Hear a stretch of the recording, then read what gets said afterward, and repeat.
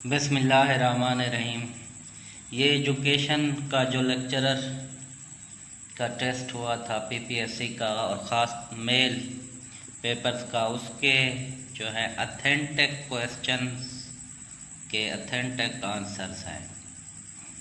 तो हम इसको पढ़ते हैं और देखते हैं कि इनके आंसर क्या है। क्वेश्चन नंबर 1 है these are broader and general. तो इसका करेक्ट आंसर एम्स बनेगा कि aims are national expectations and they are mostly vague and general. Question number 2 is to promote computer science and technology is. तो ये भी AIIMS हैं कि किसी भी सब्जेक्ट को प्रमोट करना, साइंस को, इस्लामिक स्टडीज़ को, पाक स्टडीज़ को, कंप्यूटर साइंस एंड टेक्नोलॉजी को, तो एम्स हैं, नेशनल लेवल पर होते हैं। Question number 3 is specific objectives are related to. तो इसका जो आंसर बनेगा वो नन बनेगा, क्योंकि specific objectives are related to classroom instruction. Class के अंदर टीचर डे बाय डे जो लेक्चर देता है और जो ऑब्जेक्टिव बनाता है, कॉग्निटिव डोमेन, अफेक्टिव डोमेन और साइकोमोटर डोमेन, जो ब्लूम टैक्सोनॉमी है उसके मुताबिक, तो वो स्पेसिफिक ऑब्जेक्टिव्स होते हैं। और specific objectives are always written in action verbs. तो it differentiates the high achiever and low achiever. तो ये आइटम डिस्क्रिमिनेशन है या डिस्क्रिमिनेशन पावर है, जिसमें हम हाई अचीवर्स और लो अचीवर्स को क्या है जो हम डिफरेंशिएट करते हैं, उनके दरमियान फ़र्क करते हैं। What is the highest level of discrimination. Question number 5 है कि सबसे ज़्यादा डिस्क्रिमिनेशन कहाँ होती है। तो साफ ज़ाहिर है नंबर 1 पे भी आएगी हाईएस्ट डिस्क्रिमिनेशन। 0.30 से लेकर 1 तक जो है ना बेस्ट समझी जाती है, और जो उससे कम जो है ना उसको अचीवमेंट नहीं समझा जाता है, डिस्क्रिमिनेशन को ख़ास तवज्जो नहीं दी जाती। तो 1 पे, तो उसका जो ऑप्शन बनेगा वो नन बनेगा। Reforms are necessary in all walks of life. इसका जो आंसर है वो रिकन्स्ट्रक्शनिज्म है। Question number 7 school is a microcosm of a wider society. तो ये जॉन डेवी का कंसेप्ट है और this concept belongs to progressivism. अक्सर जो बात करते हैं जिन्होंने पेपर दिया है कि भाई सोशल रिकन्स्ट्रक्शनिज्म है, जबकि ऐसी कोई बात नहीं है। करेक्ट आंसर बनेगा प्रोग्रेसिविज्म। 1898 में जॉन डेवी ने किताब लिखी थी स्कूल एंड सोसाइटी, उसके अंदर ये कंसेप्ट दिया था। जबकि सोशल रिकन्स्ट्रक्शनिज्म का जो कंसेप्ट है वो थियोडोर ब्रेमाल्ट ने दूसरी जंग अजीम 1944 के बाद दिया था। तो काइंडली इसको भी अगर जिसने ठीक करना हो ठीक कर लें। Question number 8 cosmology deals with.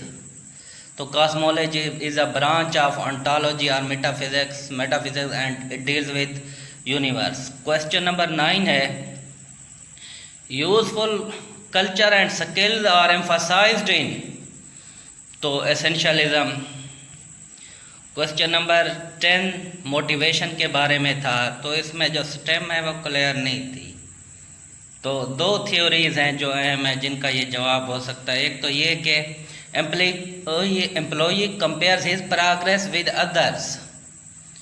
तो ये इक्विटी थ्योरी है, या वो एक्सपेक्ट्स द रिवार्ड कि जो कुछ उसे मिलेगा, तो ये एक्सपेक्टेंसी थ्योरी है। तो एक्सपेक्टेंसी थ्योरी नहीं थी जबकि इक्विटी थ्योरी थी। तो आंसर नंबर 1 था इसका। तो इसका जवाब अगर स्टेम के लिहाज से कंपैरिजन है तो फिर इक्विटी थ्योरी बनेगा, और अगर एक्सपेक्टेंसी है, एक्सपेक्टेशन फॉर रिवार्ड है, तो नन बनेगा। जबकि बेशुमार लोगों ने हायरार्की ऑफ नीड्स को टिक किया है और उसको करेक्ट जवाब समझते हैं, तो इसको भी ठीक कर लें। तो क्वेश्चन नंबर 11 यूनेस्को की जो कॉन्फ्रेंस जिसमें रिच कंट्रीज़ ने प्लेज किया था कि वो 0.70% of their income will give to the poor countries. तो ये जो कॉन्फ्रेंस हुई थी 1970 में हुई थी। वो कंट्री का, मुल्क का नाम नहीं इस वक्त मुझे याद नहीं आ रहा है जिसमें हुई थी। क्वेश्चन नंबर 12 है learning objectives are measured in this test. तो अचीवमेंट टेस्ट है जिसमें लर्निंग ऑब्जेक्टिव्स मेजर किए जाते हैं। Beliefs, interests, emotions, feelings of students are measured in attitude test. Question number 14 है future success of a student is predicted in aptitude test. Question number 15 summative type of assessment is used for certifying. Certification के लिए, certificate देने के लिए इस्तेमाल होती है। This type is of assessment is use for learning progress of the student. तो student की जो learning progress day by day और वीकली बेस पर वो फॉर्मेटिव असेसमेंट में चेक की जाती है। Question number 17 the students performance is compared with other students in a group. Basically in a group के अंदर होती है। तो NRT और नॉर्म रेफरेंस टेस्ट इसका करेक्ट आंसर है। क्वेश्चन नंबर 18 टीचिंग और learning through internet and face to face. तो दोनों को मिला के जो लर्निंग हो जाती है वो ब्लेंडेड टीचिंग कह लें उसे, या स्टूडेंट के हवाले से देखें तो ब्लेंडेड लर्निंग है।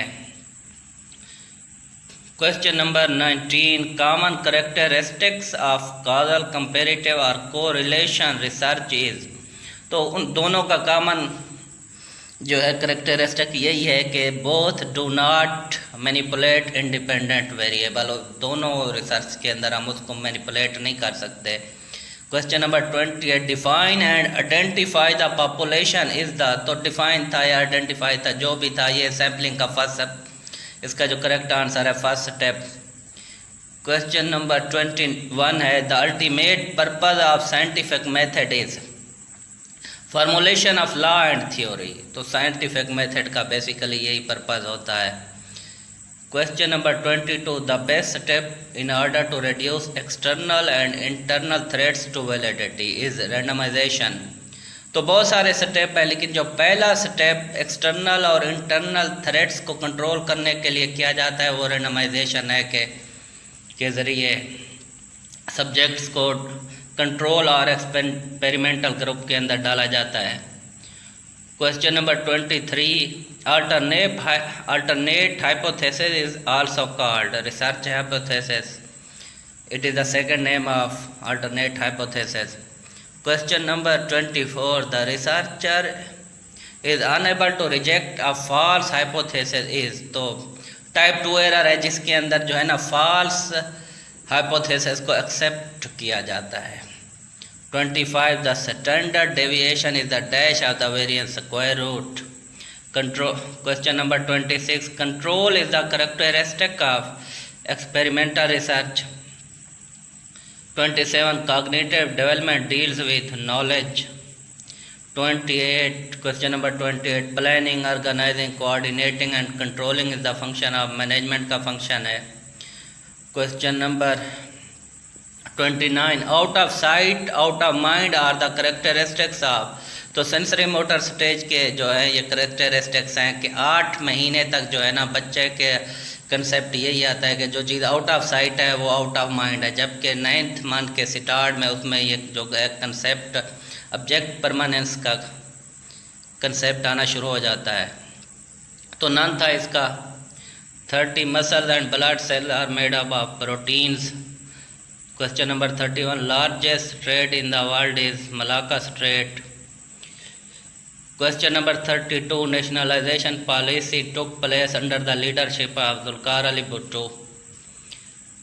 Question number 33 education broadcasts and gramophones are examples of answer। correct answer है इसका audio ads.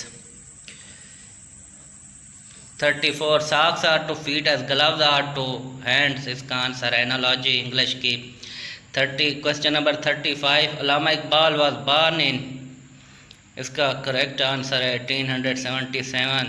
36 the ability to influence the behaviour of others to achieve organisational goals, इसका जो करेक्ट आंसर बनेगा वो लीडरशिप बनेगा।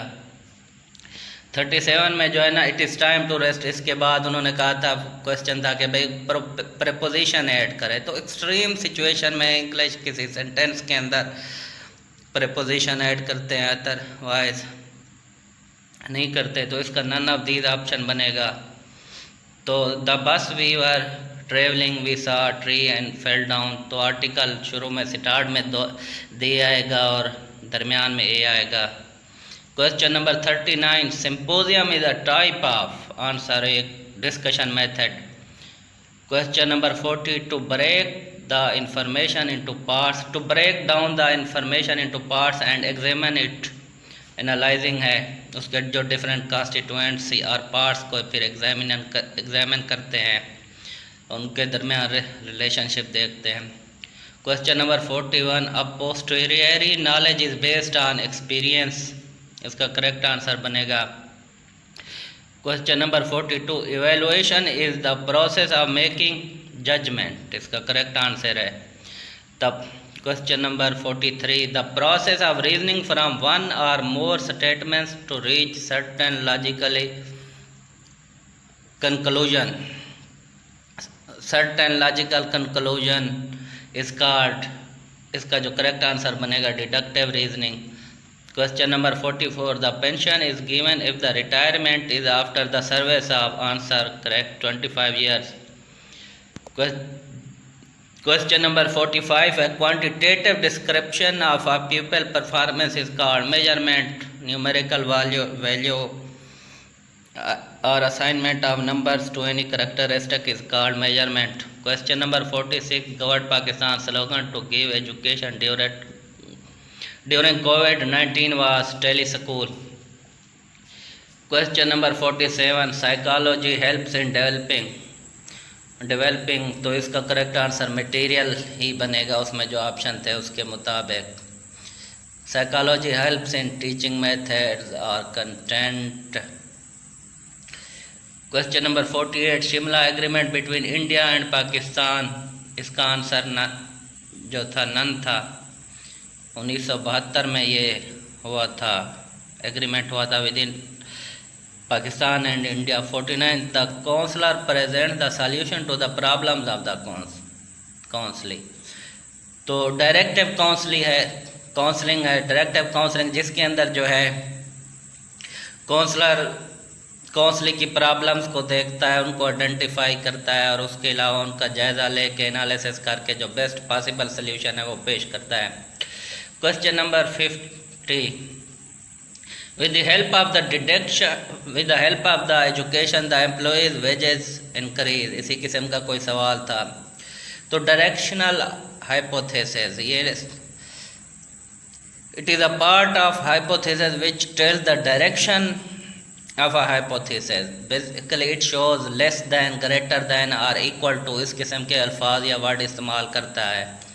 तो ये डायरेक्शनल हाइपोथेसिस था।